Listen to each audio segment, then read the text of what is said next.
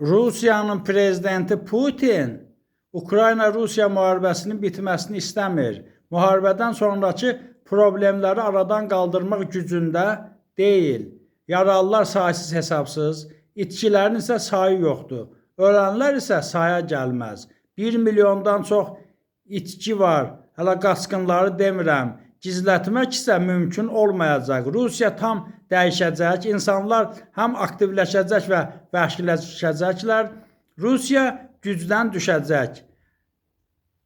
Yalanları üzə çıxacaq, kasıblayacaq, boş quru hayküyü qalacaq. Ukrayna isə gücdə onun yerini tutacaq ki, dünya hesablaşmalı olacaq. Rusiya daxili böhran nəticəsində yavaş-yavaş parçalanmalıdır. Onun qarşısında dünya gücləri güclənmiş Ukraynanı çıxaracaqlar.